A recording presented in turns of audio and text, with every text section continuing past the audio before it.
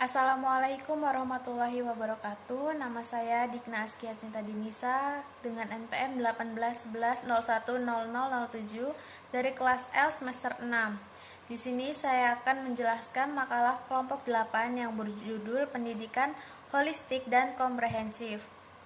Yang pertama, poin A, yaitu pendidikan holistik komprehensif. Pendidikan holistik komprehensif adalah pendidikan holistik yang berbasis pada multi pendekatan seperti pendekatan psikologi, pendekatan karakter, pendekatan sosial, emosional, spiritual, intelektual, dan lain sebagainya. Pendidikan holistik komprehensif juga pendidikan holistik yang terjadi pada seluruh aspek atau komponen pendidikan.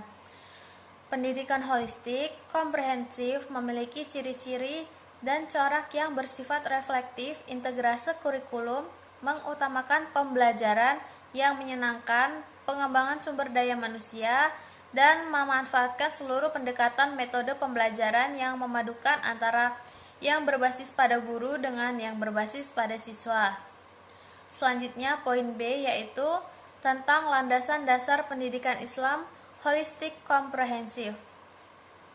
Pendidikan holistik komprehensif memiliki beberapa landasan dasar, dan diantara beberapa landasan tersebut yang menjadi dasar pemikiran pendidikan Islam komprehensif adalah landasan normatif.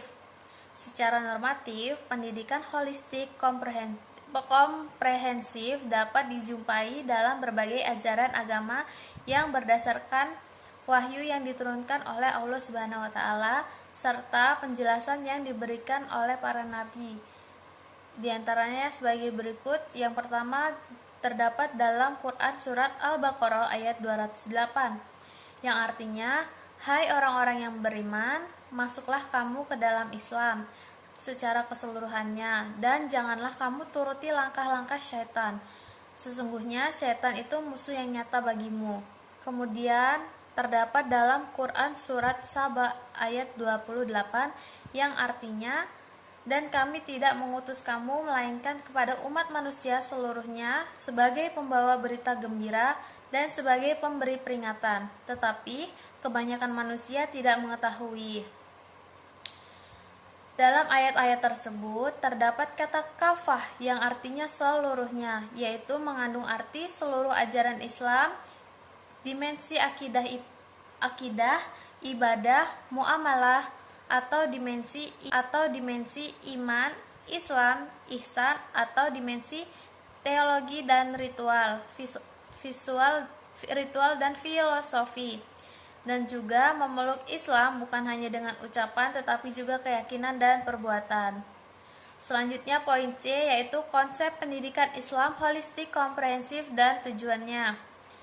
Kajian terhadap konsep pendidikan holistik dan komprehensif telah mencoba memaksimalkan aspek kreatif inovatif pendidikan seperti pada pembelajaran yang berbasis karakter, bercorak reflektif, mengintegrasikan kurikulum, mengutamakan pembelajaran yang menyenangkan, aktif dan mencerahkan, yang bertujuan untuk menyempurnakan transformasi pendidikan, memberdayakan interaksi keilmuan yang dinamis, memfokuskan tujuan demi pendidikan masa depan, memanfaatkan kemampuan dasariah atau basic skill, mengolah pengalaman siswa, bercorak kontekstual, menumbuhkan spiritual anak, mewujudkan pribadi yang berintegritas, dan mengenalkan seni holistik untuk penggalian metodologi pembelajaran, menjawab tantangan pendidikan, mengkritisi penelitian tindakan kelas, memberikan hak otonomi penuh pada sekolah. Cukup sekian yang dapat saya sampaikan. Assalamualaikum warahmatullahi wabarakatuh. Saya Rizka Gustiani Putri dengan NPM 1811010100.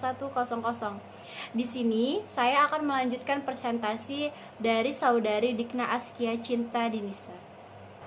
Model pendidikan ini menerapkan teori sosial fisik dan emosi yang berpikir kreatif secara mandiri dan bertanggung jawab Pendidikan ini bertujuan untuk membangun seluruh dimensi manusia dengan pendekatan pada pengamatan belajar yang menyenangkan dan inspiratif untuk siswa. Menjalankan konsep pendidikan ini, guru akan diperlengkapi dengan pengetahuan teoritis dan praktis mengenai pendidikan yang patut dan menyenangkan, pembelajaran yang ramah otak. Pendidikan Islam holistik komprehensif ini bertolak dari filsafat tentang Tuhan, manusia, masyarakat, alam jagat raya, ilmu pengetahuan dan akhlak mulia yang didasarkan pada nilai-nilai agama. Selanjutnya poin E, yaitu kerangka pendidikan holistik. Wilayah pertama yang perlu direformasi adalah visi atau kerangka konseptual pendidikan secara menyeluruh. Pendidikan bermula dari prinsip tauhid atau keutuhan dan keterpusatan pada Tuhan. Hal inilah yang menjadi dasar pijakan dalam pandangan dunia pendidikan. Prinsip tauhid mencakup konsep filosofis maupun metodologis yang terstruktur dan koheren terhadap pemahaman kita terhadap dunia dan seluruh aspek kehidupan. Tauhid mengajarkan kita untuk menghimpun pandangan yang holistik, terpadu, dan komprehensif terhadap pendidikan. Pendidik modern, baik Islam maupun Barat, secara umum berdasarkan pandangan pendidikan yang tidak koheren dan parsial. Akibatnya, siswa dan guru jarang sekali punya pandangan yang sama tentang proses pendidikan secara menyeluruh. Holistik dalam visi, isi, struktur, dan proses, dan terpadu dalam pendekatannya, baik terhadap kurikulum, baik bagaimana dan apa yang harus diajarkan, pengetahuan yang menyatupadukan dengan praktik, aplikasi, dan pelayanan. Konsep ini menegaskan bahwa aspek-aspek integratif secara signifikan akan meningkatkan kekuatan, relevansi, dan keefektifan pengalaman belajar. Konsep ini mengadvokasikan pendekatan holistik dalam pendidikan. Kemudian F, aspek holistik pendidikan dan pendidikan agama Islam dalam pendidikan holistik. Di sini saya menerapkan ada contoh dari aspek holistik dan beserta contohnya. Yang pertama tujuan aspek holistik, contohnya pembelajaran seumur hidup, bersifat komprehensif, menjadikan anak didik sebagai khairah ummah.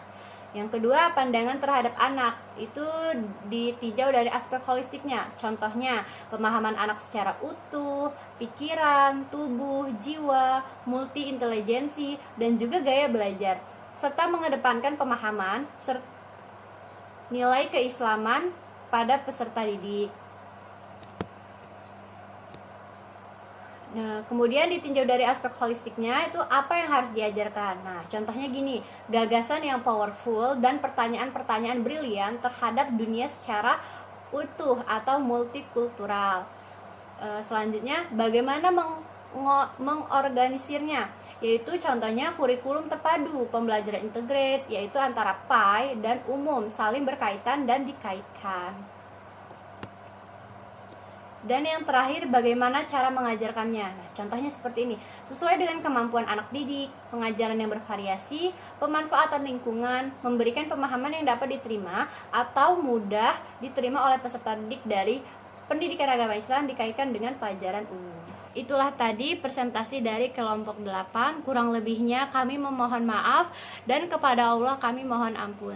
Kami akhiri, wabillahi taufiq wal hidayah. Wassalamualaikum warahmatullahi wabarakatuh.